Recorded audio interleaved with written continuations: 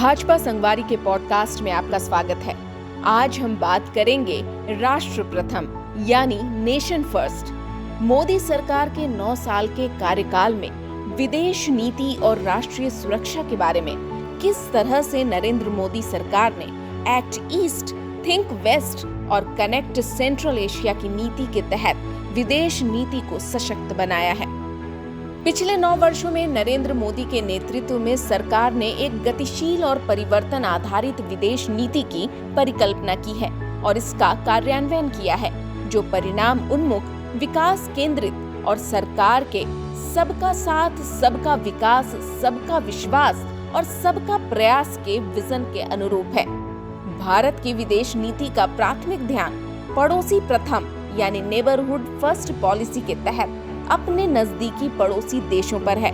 इसे act east, think waste और connect central Asia नीतियों द्वारा सशक्त बनाया गया है, जो विस्तारित पड़ोस में हमारे संपर्क को और बढ़ाना चाहते हैं। सरकार के विजन भारत प्रशांत क्षेत्र में कानून आधारित व्यवस्था को बढ़ावा देने के लिए समान विचारधारा वाले भागीदारों के साथ संबंधों को मजबूत करने के लिए क्षेत्र में सभी के लिए सुरक्षा और विकास यानी growth for all in the region SAGAR को डिजाइन किया गया है। सरकार के विजन भारत प्रशांत क्षेत्र में कानून आधारित व्यवस्था को बढ़ावा देने के लिए समान विचारधारा वाले भागीदारों के साथ संबंधों को मजबूत करने के लिए क्षेत्र में सभी के लिए सुरक्षा और विकास यानी growth for all in the region SAGAR को डिजाइन किया गया है। अंतरराष्ट्रीय सौर गठबंधन, आपदा सहनीय अवसंरचना के लिए गठबंधन, पर्यावरण अनुकूल जीवन शैली और इंटरनेशनल बिग कैट अलायंस जैसी नई पहलों ने दुनिया के साथ हमारे बहुपक्षीय संबंधों को और मजबूत किया है। दुनिया भर में भारत की उपस्थिति का विस्तार करने के सरकार के लक्ष्य को ध्यान में रखते हुए मिशनों, वाणिज्य दूतावासों और प्रतिनिधि कार्यालयों की संख्या बढ़ाने के लिए भी महत्वपूर्ण प्रयास किए गए हैं। भारत ने 1 दिसंबर 2022 को G20 की अध्यक्षता ग्रहण की है। भारत की अध्यक्षता की थीम वसुधैव कुटुंबकम या एक पृथ्वी, एक परिवार, एक भविष्य विशिष्ट रूप से भारतीय है और इसकी व्यापक रूप से सराहना की गई है।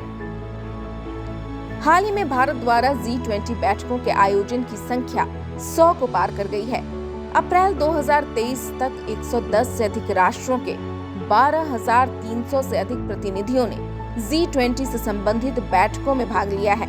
इनमें G20 सदस्य देशों, आमंत्रित देशों और अंतर्राष्ट्रीय संगठनों की भागीदारी शामिल है। ई शासन से जुड़े तरीकों के उपयोग के माध्यम से भारत के दूतावास परिचालन को विश्व स्तर पर सबसे तेज, सबसे पारदर्शी और उपयोगकर्ता अनुकूल बनाया गया है।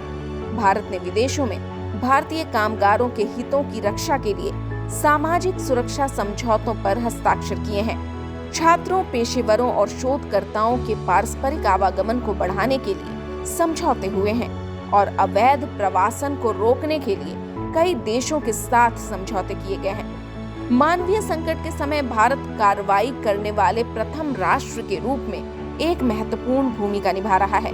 मानवीय संकट के दौरान प्रयासों के समन्वय के लिए विदेश मंत्रालय में एक विशेष प्रभाग के रूप में त्वरित कार्रवाई प्रकोष्ठ की स्थापना ने आपदा प्रोटोकॉल को और अधिक सहनशील बना दिया है। भारत ने पिछले 9 वर्षों के दौरान विभिन्न राहत और निकासी अभियान चलाए हैं, जिनमें प्रमुख हैं ऑपरेशन कावेरी, ऑपरेशन दोस्त, ऑपरेशन गंगा और ऑपरेशन देवी शक्ति। राष्ट्रीय सुरक्षा मोदी सरकार के लिए सर्वोच्च प्राथमिकता रही है। आतंक नीति के खिलाफ जीरो टॉलरेंस अपनाने के साथ साथ देश में वामपंथी उग्रवाद में महत्वपूर्ण कमी दर्ज की गई है। प्रधानमंत्री का दृढ़ विश्वास है कि विकास और राष्ट्रीय सुरक्षा साथ साथ चलते हैं और इसने रक्षा क्षेत्र में आत्मनिर्भरता को बढ़ावा दिया है। भारत का पहला स्वदेशी विमान वाहक पोत INS विक्रांत स्वदेशी निर्माण के क्षेत्र में देश की बढ़ती ताकत को प्रदर्शित करता है। वित्त वर्ष 2022-23 में रक्षा निर्यात लगभग 16,000 करोड़ रुपए के सर्वकालिक उच्च स्तर पर पहुंच गया है। नवाचार और प्रौद्योगिकी विकास को बढ़ावा देने के लिए रक्षा उत्कृष्टता नवाचार फ्रेमवर्क लॉन्च किया गया है। इसने सफल प्रोटोटाइप विकास के लिए स्टार्टअप्स और नवोन्मेषकों को समर्थन देने में महत्वपूर्ण भूमिका निभाई है।